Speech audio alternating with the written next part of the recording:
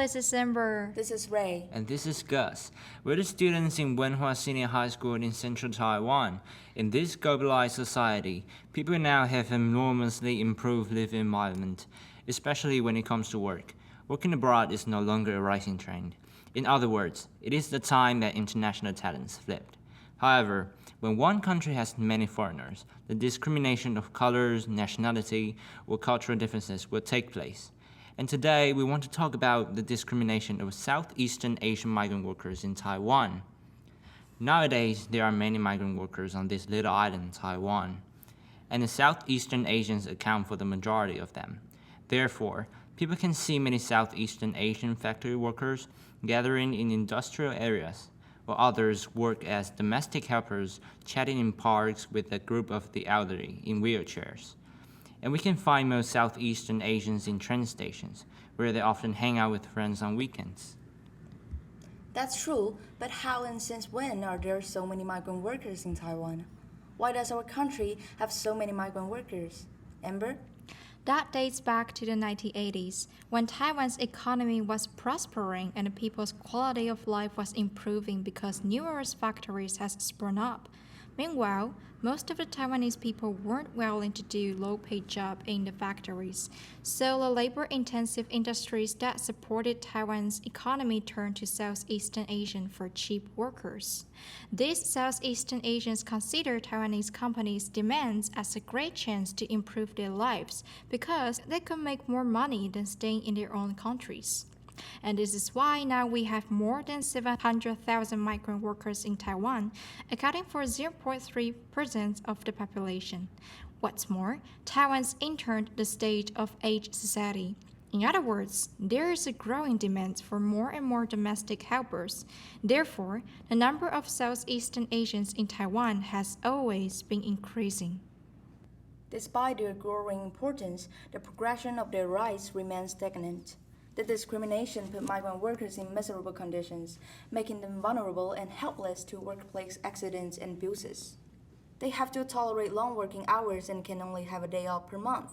Worse still, the exploitation from the employers and the fee of job agents have largely decreased their incomes by about 90%. The exploitation from the employers are often like dormitory fees and food costs, and the agency fees are given to the job agents repeatedly every month, while the white-collar foreigners only have to pay $100 agency fees at once. Now let's focus on the discrimination from the citizens. While talking about the Southeastern Asian migrant workers, people often consider their behaviors inappropriate and offensive. For instance, those Southeastern Asians love to sit on the ground in public places, chatting or even having a picnic. And their tastes for perfume are often disliked by Taiwanese people due to its strong scented smell. What's more, Taiwanese people are not so interested in making friends with Southeastern Asians but with Westerners, which Taiwanese think have better social status and higher income. Although we all understand that discrimination is due to cultural and custom differences, it's difficult for us to remove the stereotype of the Southeastern Asians in Taiwan. The discrimination of them has been a long-term problem. We can therefore hear some cases related to it from time to time. On July 14, 2019, a group of migrant workers sitting on the ground in front of the first square were dispelled by the police because they were drinking and chatting loudly late at night. Shortly after, no sitting signs were placed all over the square.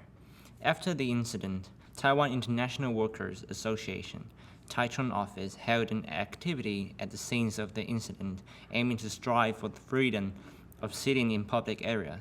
Singing and dancing, migrant workers showed the full costume of Southeastern Asia.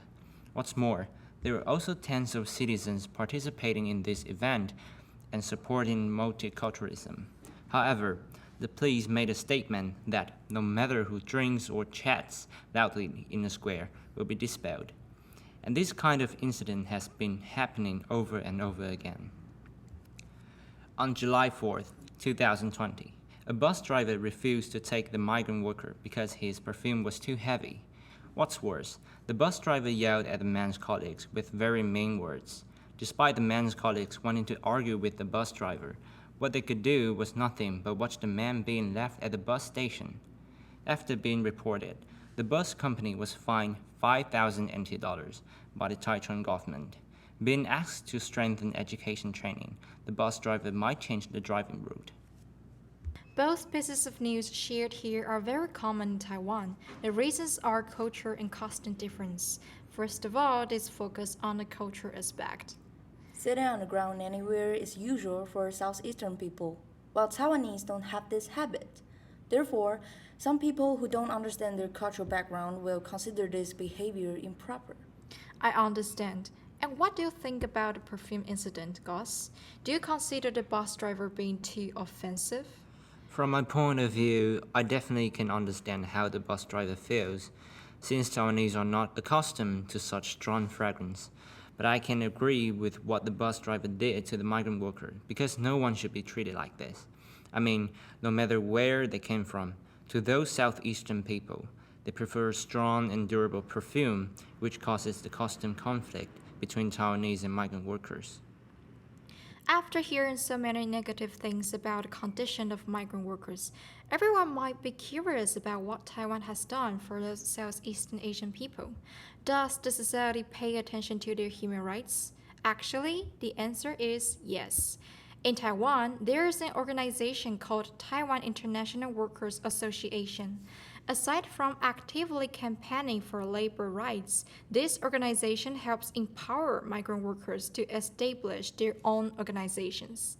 Furthermore, due to the nationalism in Taiwanese society, they also organize cultural activities with the goal of transforming Taiwanese society's image of international laborers and promoting mutual respect, social justice, and equality. What's more, a Taiwan TV drama called The Rootless is an adaptation to the life of a migrant worker living in Taiwan. In the drama, the Vietnamese migrant workers couldn't stand the harsh treatment and discrimination of his employers and therefore became an illegal runaway migrant worker. His Taiwanese lover gave birth to a child that has no nationality. The story reflects the helplessness and hardship of Southeastern Asians in Taiwanese society. This drama not only touched migrant workers from Southeast Asia, but also made more Taiwanese pay attention to the issue of migrant workers. So this is our podcast. Thanks for listening.